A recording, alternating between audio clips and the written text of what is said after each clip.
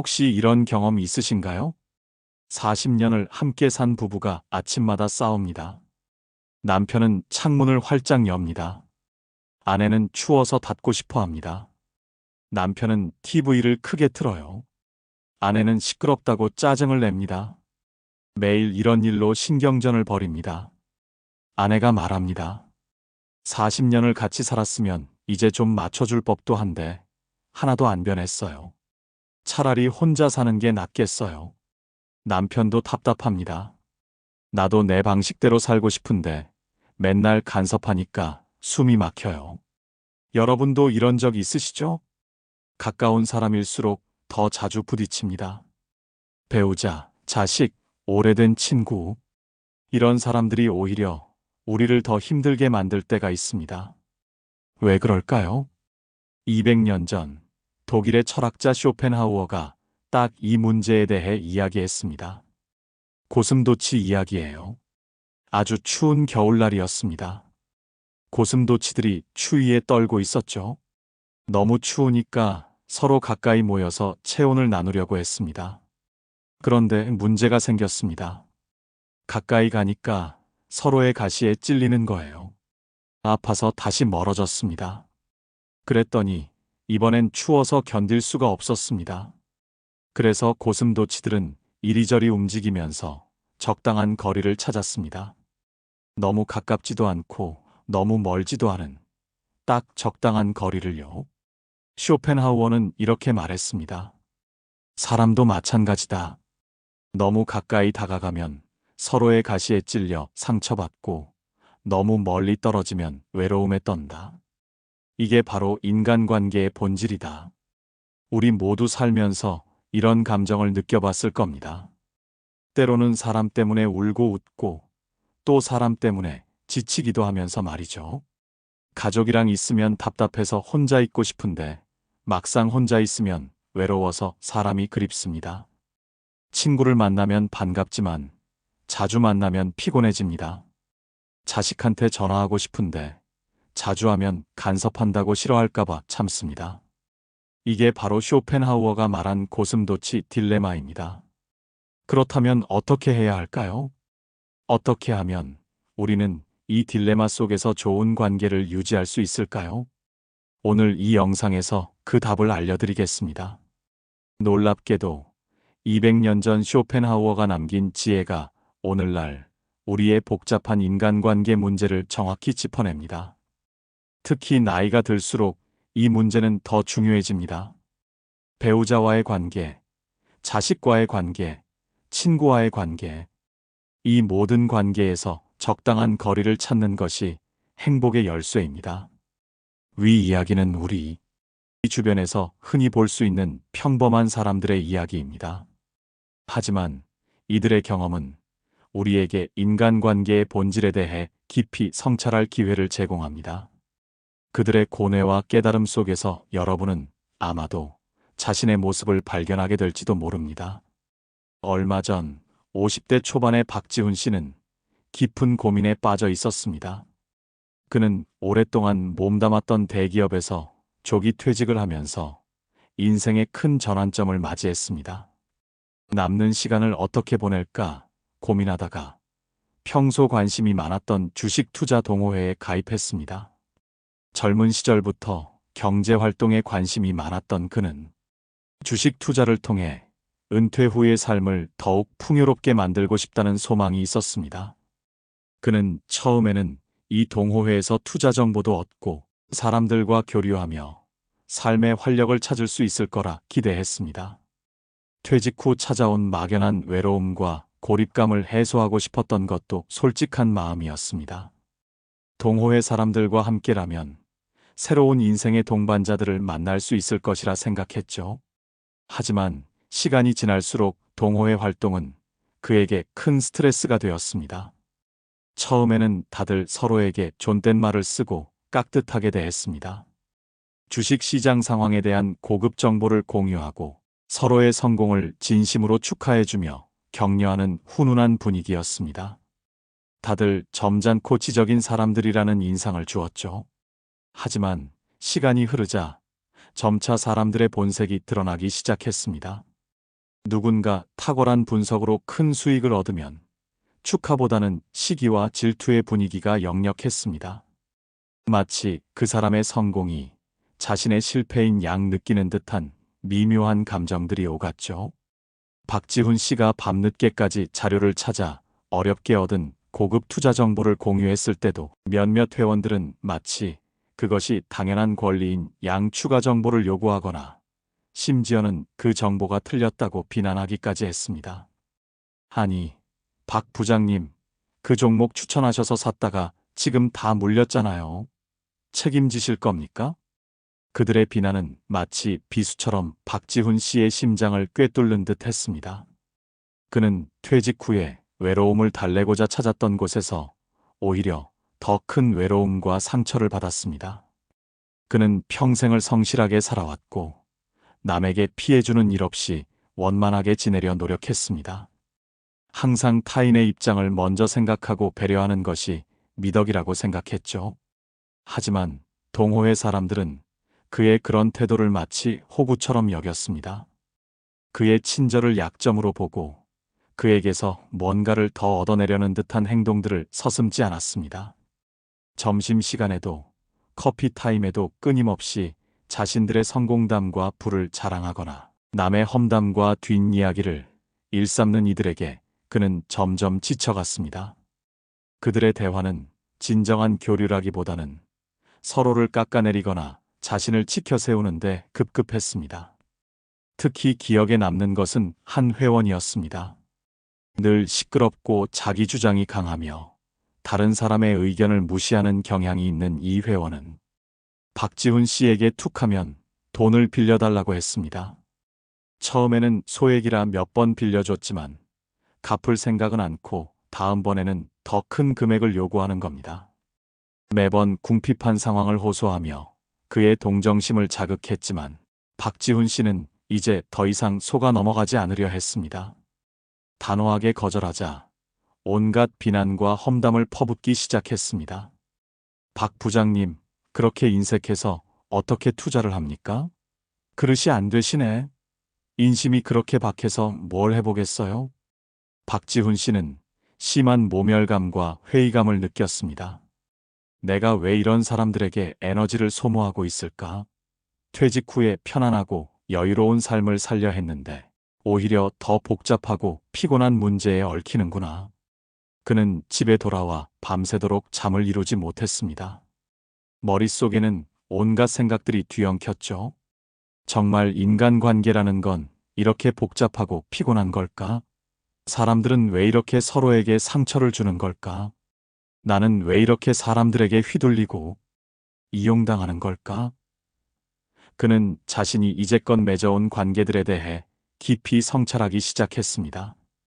박지훈 씨는 결국 동호회를 탈퇴했습니다. 탈퇴 후에도 한동안은 후회와 자책감에 시달렸습니다. 내가 좀 더 현명하게 대처했어야 했나? 아니면 내가 너무 예민했던 걸까? 내가 너무 사람들을 믿었던 걸까? 하지만 시간이 지날수록 그는 깨달았습니다. 그 관계들은 자신에게 아무런 의미가 없었다는 것을요. 오히려 불필요한 감정 소모만 야기했던 껍데기 같은 관계였다는 것을요. 그는 비로소 내면의 평화를 되찾을 수 있었습니다. 이처럼 쇼펜하우어는 인간관계에서 가장 중요한 것은 바로 적절한 거리를 유지하는 것이라고 말했습니다. 고슴도치들이 추운 겨울날 서로에게 온기를 나누기 위해 가까이 다가가지만 너무 가까워지면 가시에 찔려 상처받고 또 너무 멀리 떨어지면 외로움에 얼어 죽는 것처럼 인간 역시 너무 가까워지면 필연적으로 서로에게 상처를 주게 된다는 거죠.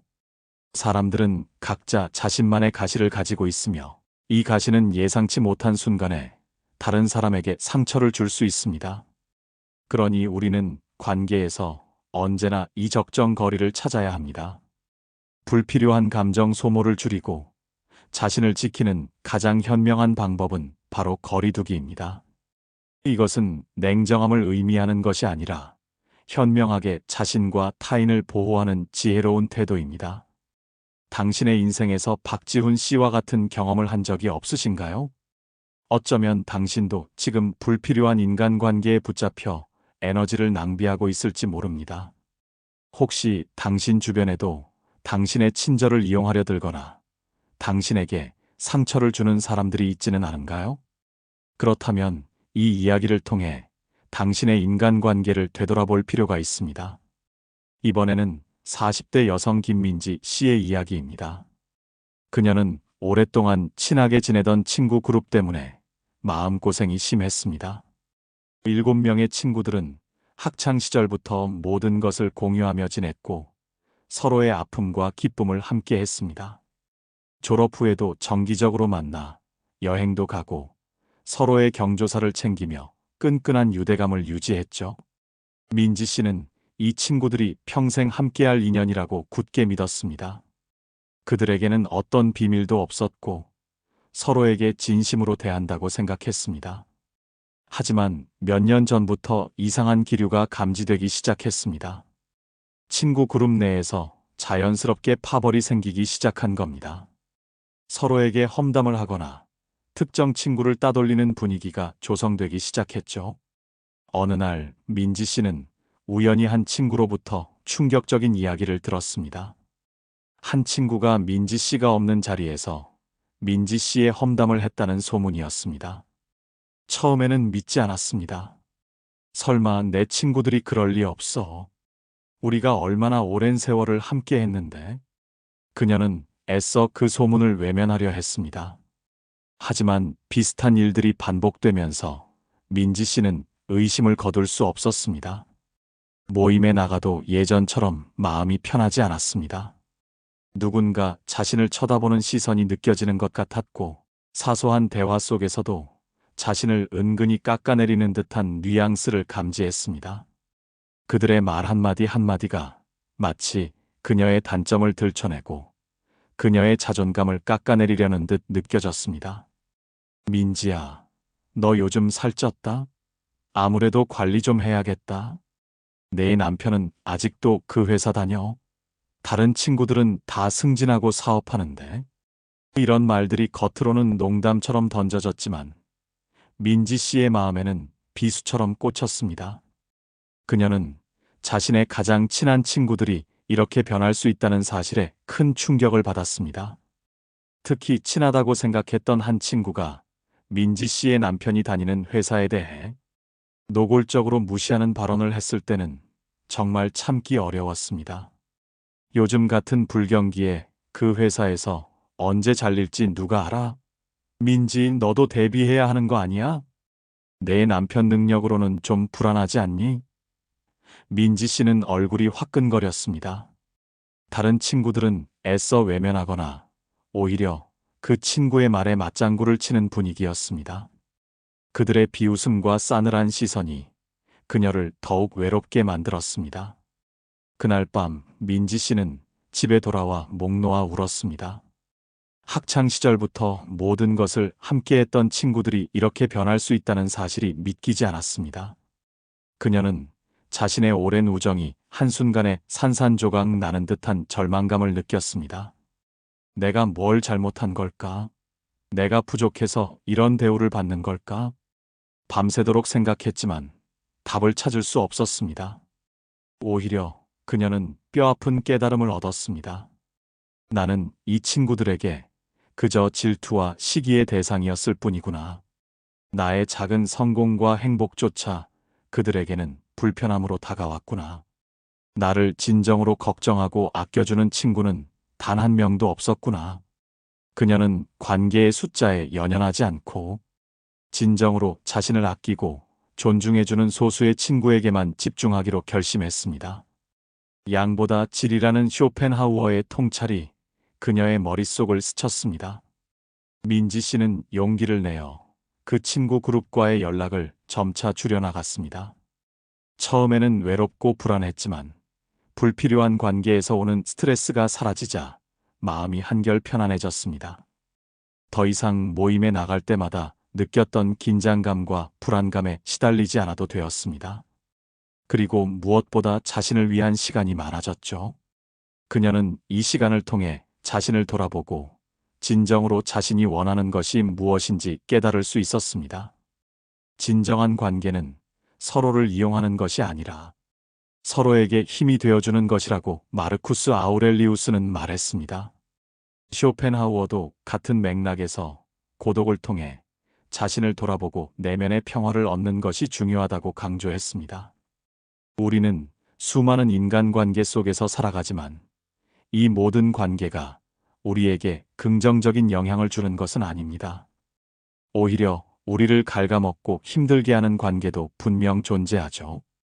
박지훈 씨와 김민지 씨의 사례처럼 때로는 오랜 인연이라 할지라도 우리에게 독이 되는 관계는 단호하게 정리할 필요가 있습니다. 이것은 결코 이기적인 행동이 아니라 자신을 보호하고 더 나은 삶을 살기 위한 현명한 선택입니다. 그렇다면 쇼펜하우어의 철학에서 찾을 수 있는 평생 인연을 만드는 비법은 무엇일까요? 이 비법들은 단지 관계를 단절하라는 것이 아니라 더욱 건강하고 의미 있는 관계를 맺기 위한 근본적인 지침이 될 것입니다. 첫째, 관계의 숫자에 연연하지 마세요. 쇼펜하우어는 진정으로 마음을 나눌 수 있는 소수의 관계에 집중하라고 말합니다. 수많은 피상적인 관계는 겉으로는 화려해 보일지 몰라도 결국 우리에게 깊은 공허함과 외로움만 남길 뿐입니다. 진정으로 당신을 이해하고 지지해주는 단 한 사람의 친구가 수십 명의 피상적인 지인보다 훨씬 더 소중합니다. 소수의 깊이 있는 관계 속에서 우리는 진정한 만족과 행복을 찾을 수 있습니다. 둘째, 타인의 이기심을 이해하고 기대를 낮추세요. 인간은 본질적으로 이기적이며 자신의 이익을 추구하는 존재라는 쇼펜하우어의 통찰을 받아들이세요. 이 점을 인정하고 타인에게 너무 많은 기대를 걸지 않을 때 우리는 불필요한 실망이나 상처를 덜 받게 됩니다. 모든 사람이 당신과 같은 마음으로 당신을 대할 것이라는 환상에서 벗어나세요. 타인의 행동에 대한 기대치를 낮추면 그들의 예상치 못한 행동에도 덜 흔들리게 됩니다. 셋째, 적절한 거리를 유지하세요. 쇼펜하우어의 고슴도치 딜레마처럼 너무 가까이 다가가지도 너무 멀리 떨어지지도 않는 적정 거리를 찾는 것이 중요합니다. 이 거리는 각 관계의 특성과 개인의 성향에 따라 다를 수 있습니다. 때로는 물리적인 거리일 수도 있고, 때로는 감정적인 거리일 수도 있습니다. 상대방의 영역을 존중하고, 동시에 자신의 영역을 보호하는 것이 관계를 건강하게 유지하는 핵심입니다. 이 거리는 상처를 예방하는 동시에 서로에 대한 존중을 바탕으로 한 지속 가능한 관계를 가능하게 합니다. 넷째, 고독의 가치를 깨달으세요. 쇼펜하우어는 고독 속에서 진정한 자유와 평온을 찾을 수 있다고 강조했습니다. 혼자만의 시간을 통해 자신을 돌아보고 내면의 소리에 귀 기울이며 자신의 가치를 재발견하는 것이 중요합니다. 고독은 외로움이 아니라 자기 성찰과 성장을 위한 필수적인 시간입니다. 고독을 두려워하지 않고 즐길 줄 아는 사람이 비로소 관계에서도 독립적이고 주체적인 태도를 가질 수 있습니다. 고독을 통해 얻은 내면의 힘은 관계의 질을 더욱 높여줄 것입니다. 마지막으로 자신에게 집중하세요. 타인에게 잘 보이기 위해 노력하거나 타인의 인정만을 쫓기보다는 자기 자신의 욕망과 능력을 정확히 파악하고 내면의 소리에 귀 기울이는 것이 중요합니다. 자신을 사랑하고 존중하는 마음에서 비로소 건강하고 행복한 관계가 시작됩니다. 당신이 자신을 존중할 때 다른 사람들도 당신을 존중하게 될 것입니다. 당신의 행복은 외부의 관계에 의해 결정되는 것이 아니라 당신 자신의 내면에서 비롯됩니다. 우리는 살아가면서 수많은 사람을 만나고 헤어집니다. 그 과정에서 상처받기도 하고 기쁨을 느끼기도 합니다. 하지만 중요한 것은 그 모든 경험 속에서 자신을 잃지 않고 진정으로 소중한 인연을 가려내는 지혜를 갖는 것입니다. 이 지혜는 단순히 관계를 끊는 것을 의미하지 않습니다.